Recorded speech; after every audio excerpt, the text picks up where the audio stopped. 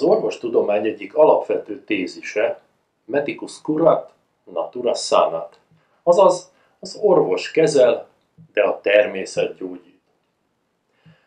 A fizioterápiás módszerek a természetes energiák alkalmazásával gyógyszermentesen segítik a tested öngyógyító mechanizmusait, és ezzel azt, hogy a tested képes legyen legyűrni a betegségeket.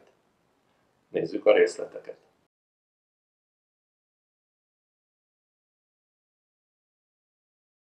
Lehet, hogy előző mondataim miatt megmosolyogtál, mert nem hiszel a természetes energiákban, és az öngyógyítást hókusz-pókusznak gondolod. Azért gondold végig a következő eseteket. Eltört a lábad. Az orvos megállapítja a törést, és azt gipsszel rögzítik. Nem kapsz gyógyszert, semmilyen kezelést, egyedül a tested öngyógyító folyamataira hagynak. És tadám! Alig néhány hét, és a csontjaid összefornak, és erősek, mint régen. Pedig orvost nem láttál közben.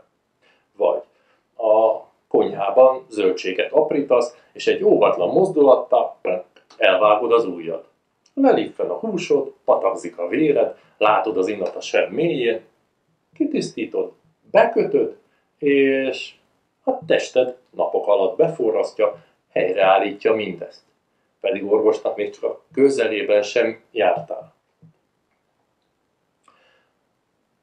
Ha a tested egy ilyen jelentős sérülést, törést is könnyedén meggyógyít, akkor miért nem hiszed, hogy például egy gyulladással is elbánnak a testedben működő öngyógyító és hibajavító folyamatok? Persze, ha ellenük dolgozol, például gyógyszerekkel lefolytod a gyógyulási folyamatokat, akkor nehéz dolga van a testednek. De ha hagynád, vagy még inkább segítenéd, a fizioterápia arra való, hogy segítsd a tested öngyógyító folyamatait. Ha ezt megérted, akkor egy sereg problémáddal magad is leszámolhatsz. Na, nem egyik percről a másikra. Ahogy egy törés helyreállításához akár 2-3 hónapra is szükség van, úgy az évek óta fennálló gyulladás megszüntetésére is kell néhány hét. Ha azonban kitartóan segíted a tested, akkor ezt a szervezeted meg is hálálja. A fizioterápia a gyógyítás egyik legősibb ága. A kifejezés görög eredetű, a phyzos szóból származik, amely természetet jelent. Egy tágabb fogalomkör, amely a természetes energiákra épülő kezeléseket foglalja magába. Ide sorolható minden olyan módszer, ami a napot, a fényt, a vizet, a levegőt vagy a mozgást használja fel a gyógyulási folyamat aktiválásához, serkentéséhez. Ilyenek lehetnek például a gyógytorna, a gyógymasszázs, a hidroterápia, a balneoterápia, a gyógyvíz, a barlangi levegőterápia, a haloterápia, azaz a sós levegőkezelés, és sorolhatnám. A fizioterápia tehát a természetes energiákat használja. A fizikoterápia a fizioterápián belüli szűkebb fogalom, és egy mesterségesen előállított energia gyógyító célú használatot jelenti. Ilyenek például az elektromosság, az ultrahang, a mágneses mező, a lézerfény, polarizált fény, az infravörös fény, a nyomás. A fizioterápiás gyógymódokban az a közös, hogy a kezelés a szervezet saját működését stimulálja, segíti a gyógyulásban. Így mozgósítja a saját védekező rendszert, stimulálja a sejtek energiatermelését és általában a sejtműködést. Aktiválja a szervezet öngyógyító mechanizmusait, beindít egy biológiai láncreakciót, és nagyon fontos, nincs mellékhatás. Ahogy már említettem, a fizioterápia a gyógyítás legősibb ága, olyannyira régóta alkalmazzák az egyes kezelési módjait, hogy a gyökerei évezredekre vezethetők vissza. Az őskorban az emberek ösztönösen gyógyították a sérüléseiket. A beteg testrészt gyógyforrásban fürdették, alkalmazták a nap gyógyító erejét, nyugalomba helyezték a fájdalmas végtagjaikat, és így tovább. Az ókorra már tudatosabb gyógyítási procedúra volt jellemző. A gyógyítás görög istene Aszklépios volt, és a papok az úgynevezett Aszklépios templomokban gyógyították a betegeket, fürdőkkel, gyógyfüvekkel, tornázással, diétával. Ilyen templomban gyógyított többek között az orvostudomány atyjának, Hippokratésznek a családja is generációkon keresztül. Maga Hippokratész is sokat tanult az itt folytatott gyógykezelésekből.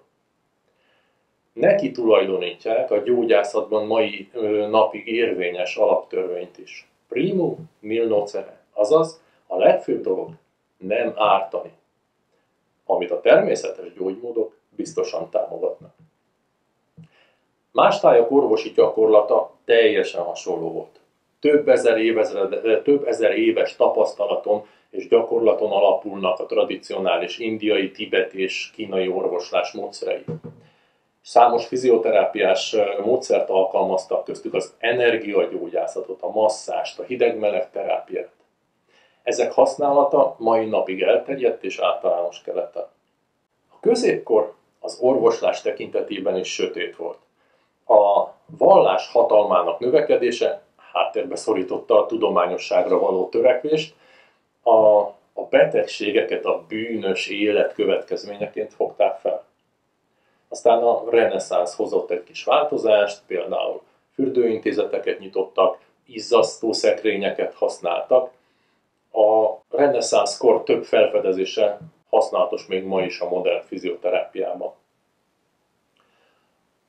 A modern korban aztán jöttek az újdonságok. Megismerték az elektromosságot, a különféle sugárzásokat, az ionvándorlást, a mechanikus ultrahangot, és lehet megint sorolni a dolgokat. Ma pedig már szinte csak a képzelet szabhat határt annak, hogy hogyan kombináld a fizioterápiás módszereket. A fizioterápiás kezelések alapelveit minden kezeléskor figyelembe kell venned. A szervezetedben csak az elnyelődött, más szóval abszorbált energia tud megfelelő biológiai hatást kifejteni. Az, ami áthalad, az hatástalan. A fizikoterápiás kezeléseknek van egy lokális, helyi és egy általános hatása is. Az általános hatás gyengébb, mint a helyi, de minden esetben van mindkettő. E változások érintik a keringést, az idegés, hormonális szabályozó rendszereidet egyaránt. Ez azt jelenti, hogy a helyi kezelés valamilyen módon a szervezeted egészét is aktiválja. A szervezetben biológiai válaszreakciók alakulnak ki a fizikai ingerek hatására. Egy reakcióknak két fő formája ismert. Egy primer, erőteljesebb, és egy szekunder, gyengébb. Például az izület környékének ultrahangos kezelése hatására felmelegszik a kezelt terület. Ez az elsődleges hatás. A felmelegedett szöveteket azonban a tested vissza akarja hűteni.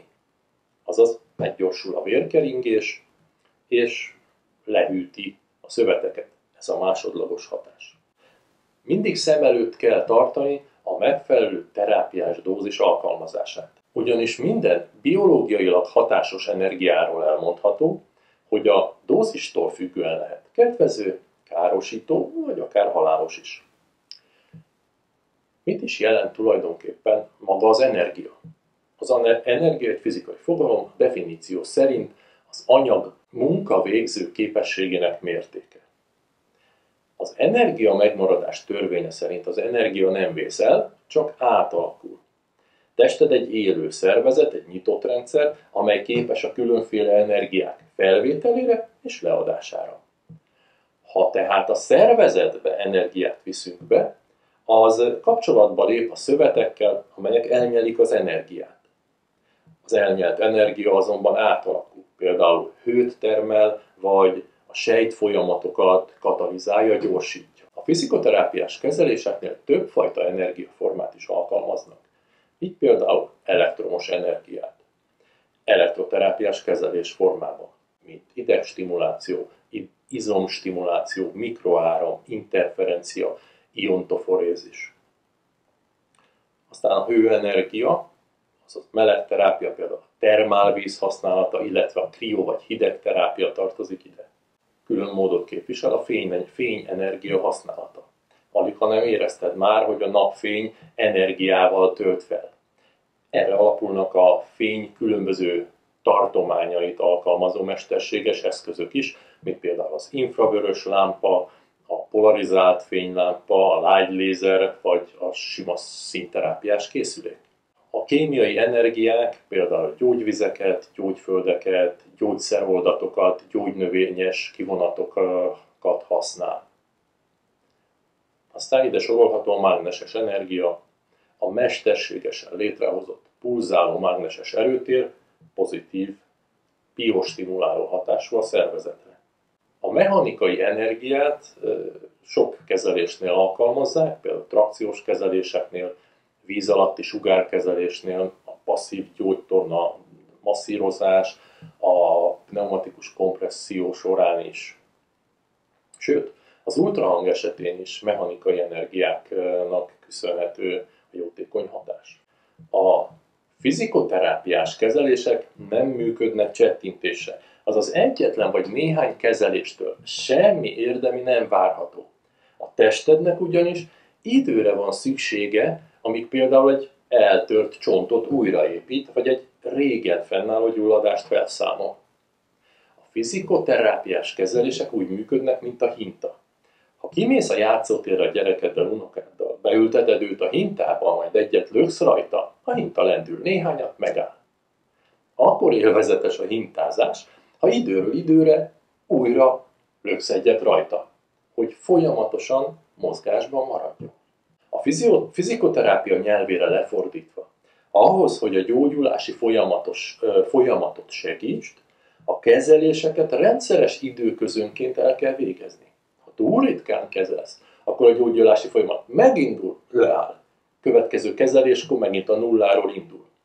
Ha megfelelő rendszerességű a kezelés, akkor a biostimuláló hatás folyamatos, sőt, fokozatosan erősíti az előzőeket.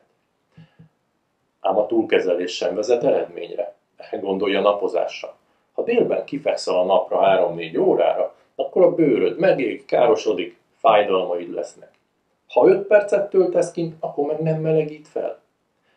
Ahogy a napozásnak is van hasznos és hatásos időtartama, úgy minden fizikoterápiás energiának is.